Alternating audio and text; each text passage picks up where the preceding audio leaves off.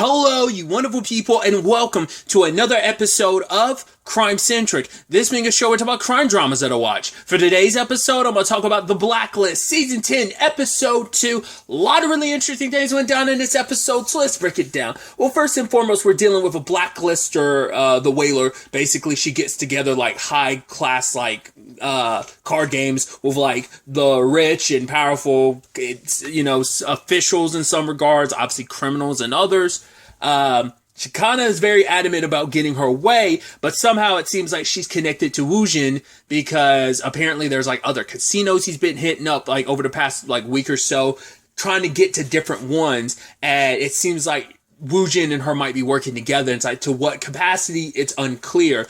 But it involves an undercover mission, and Sia, who just joined the task force, finding out about everything is like, cool, you need to find out about Reddington. Reddington's the one that's the informant, and it's like, right, it's a win-lose situation. I forgot how the way Harold phrased it, but it's like, yeah, the work he does for us is invaluable, but always there is that catch with Reddington where it's like, yeah, but Reddington would always benefit, typically screw you over just so he can benefit type of situation. But it's like, yeah.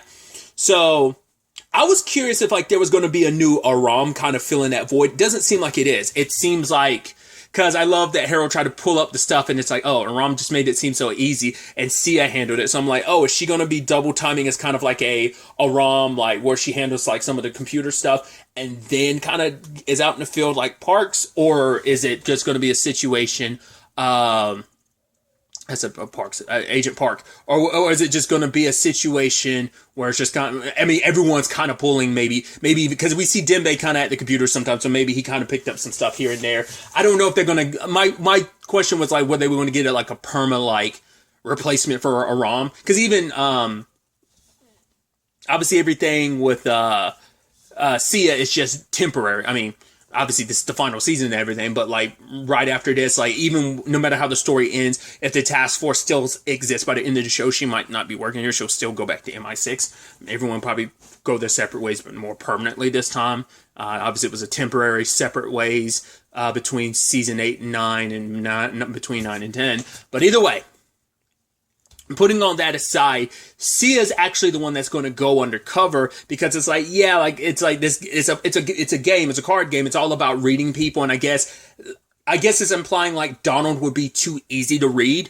It's just kind of like, right, Sia's probably got a little, I mean, especially being MI6, you got, yes, they all got experience with like undercover stuff, but it's like, she's kind of like, she'll be able to hide a little better what they are. And Wrestler gets to play the role of kind of the banker and the eye candy. So, but Wrestler was like, yeah, she's not ready for this, which obviously she took offense to that. It's like, what am I not ready for? It's like, you have joined this not fully knowing what this is really all about. Like, the fact is, Reddington will have anyone out there out there on the branch because he's out there himself. So he's willing to put you out there even further because you don't really know the full weight of what you're getting mixed up in. And it's understandable that why Wrestler would have that perspective considering all that this job is taken, this particular job is taken from him. It's lost him Liz. I mean, even, referencing Sia, it's like your mom died in this job.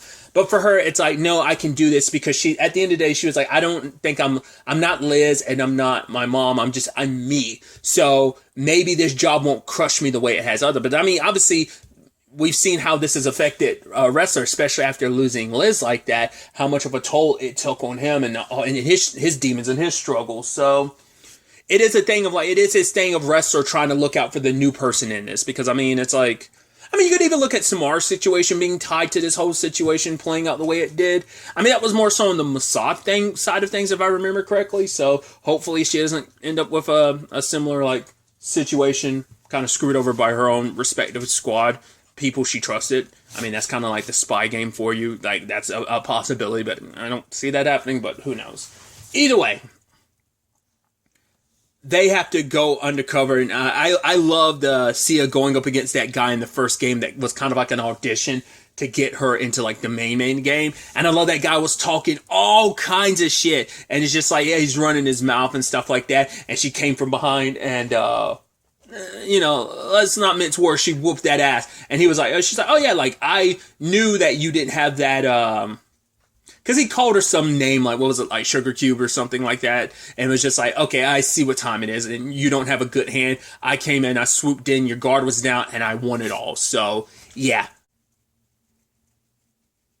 They showed up at the game, and it seemed like everything was going to be fine until the Whaler found out who, well, she didn't know who Wrestler was. She just knew he wasn't who he claimed to be. Because it's like, yeah, we have like, she has access to like an NSA database as people who can run people through for her. So it's like, right, Sia isn't who she claims to be, and neither are you. So once again, she didn't find out that Sia was MI6 or that he's FBI, because they had to explain that later. But I even love the dude was almost like, oh, the guy who was trying to pump them for information is like, oh, really? Like, he wasn't 100% sure or aware.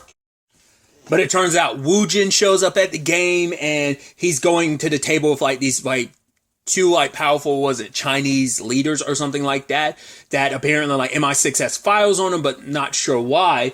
And it turns out they're losing the games on purpose. That was actually pretty smooth operating, because it's like, yeah, when he got arrested, his accounts were kind of like monitored by the government, by every government, like the US and the Chinese government are monitoring his accounts. So he can't get his money out directly, but people who owe him favor, that he curries favors with, who rather curry favor with him, it's like, right, we'll help you by losing this money.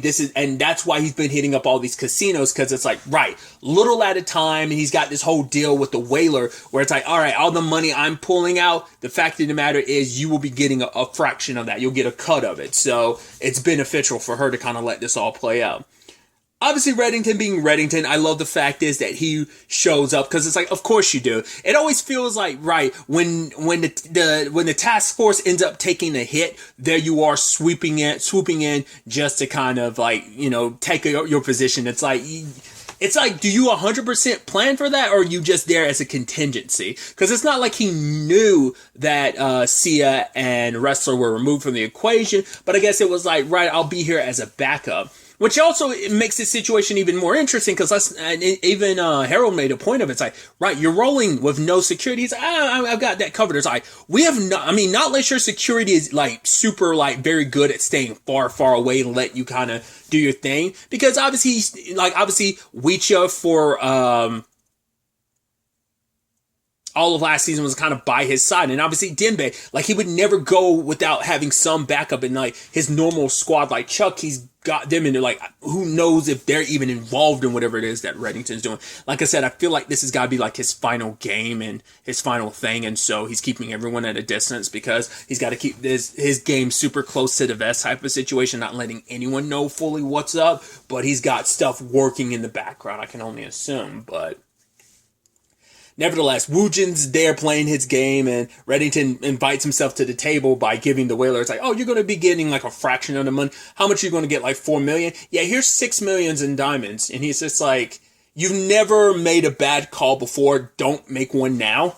Don't start now. And so he sits at the table with Woojin, and I love that. It's like, oh, look at you making this like very like cocky play, but I know who you are. And I love Reddington's like calm composure of like, you don't even know like what you're really looking at. You don't sit there and think you know me, because you don't even know what you're really looking for. You don't really know what you're looking at, because you're so blinded by your anger and everything. It's like, truth be told, this is like, yeah, you think you know who Reddington is. You don't. The fact of the matter is, we as the audience know everything that has been Reddington for the past decades, what has been sacrificed, what has been lost to make Reddington. So it is a thing of like, you see one thing, but you have not even pierced the top level of what is the complexity that is Raymond Reddington. So I think that's such an interesting thing. And it's like, yeah, I'm gonna bet it all on these two cards, and ends up winning. It's like, yeah, it's like whether these play out or not, but just know like, hey, what was that smooth ass line? It was kind of like, yeah, when the time comes, like the cards in my hand will always be the right ones. Flips them over. Oh, well, look at that. And I won. And Woojin walked away with nothing after everything. It blew up in his face. And it's like, cool, this isn't over. And Reddington's like, but at least we both kind of made our first moves or something. It was something of that effect. So Reddington got out of there with Woojin's money. Sadly, the Whaler's done, because Woojin doesn't condone betrayal like that. It's like, right, you sold me out, It's like, right, you plan for every contingency, but she's like, yeah, but you held some of your own cards close to the vest. You didn't tell me that this was all some situation that's turned into a knuckle drag brawl between you and Raymond Reddington. Like, I didn't have all the variables if I'd known, I could have calculated for something like red if you had let me know. But it's like, yeah, but how much is in those bags of diamonds? It's like, enough to at least begin covering for what I ended up losing because of you. He shoots and kills her. So, because she was like, right, we could keep dealing, but he's like, no, I'm not going to work with someone that betrayed me. So, I hope it was worth it, that amount of money you got for it. She was trying to leave the country, but it's like, yeah, no, you're dead. So, there's definitely no like, her and Reddington working together in the future parts of this season because she's straight up dead now. So, I mean, obviously we've seen that from time to time where like some blacklisters get away and Red kind of takes advantage of that and uses them. So, don't seem like she's going to be one of those situations. So, but yeah, this whole thing was about him getting money from all these casinos by going against certain people and winning against them, and them just straight up losing just so that they could pay him without like the government, him having to take anything out of his accounts and stuff without the government noticing that. It was all because he is trying to fuel his war with Reddington. It's like he needs a lot of money, a lot of capital to kind of make this happen. It's like, yeah, you're going up against one of the top criminals in the world. You're going to have to come with like deep pockets. Once again, many have come for the throne, take the crown from Reddington, and many have failed. There's a few that have come very close, whether it's your Kates, whether it's your Liz's that have kind of, caused some leaks in Reddington's, armor, but it's still, because it was Liz and Townsend, I kind of lumped those two together because of that, but still.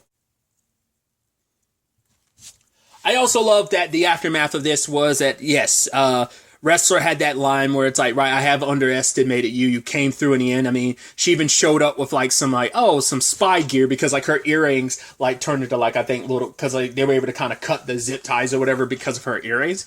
And it's like, yeah, I come well prepared. And it's like, yes, you might think I don't know what I'm into, but I do, I have to see this through, which Wrestler's like, right, I underestimated you. Welcome to the team. And I love that line of, I'm still going to lose sleep over you though. And it was like, I thought that was a really sweet line because it's, the big softy that you are, Wrestler, which I'm like, I think it's also appreciative because let's not forget like how he treated Liz when she first had suspicions of her. Once again, I threw out my suspicions of Sia last episode. But it's like, yeah, kind of welcome her a little more open arms. To be fair, he understands why she's a part of this. Like, he lost someone to this job situation. It's like, well, she did too. She's like, I didn't know Liz. She's like, I didn't even really know my mother, apparently, too, so. But the fact is, I love that she was talking to Reddington, like, bro, we don't have to be friendly. We don't have to be this. We don't have to be that. Let's keep this professional. And I love Reddington's like, oh, that's nice. Did you practice that? And she kind of smiles because I'm like, I wonder, did she practice it? It's like, oh, here you came with your prepared speech about how like, oh, we're not going to get caught up in like friendship and stuff like that. No, it's like, you say that now, but Reddington has a way of getting like deep into your personal life and also becoming a little bit of a friend, also nemesis at the same time for you because he'll kind of work with you, but also work against you. It's quite the conundrum, the continuous enigma that Reddington can be sometimes. So that all ended up happening. I also love another side of this episode is about Reddington finding out about Agnes's circumstances. Apparently she's getting bullied and obviously Harold was like, I'll leave it to me and Charlene, we'll handle it.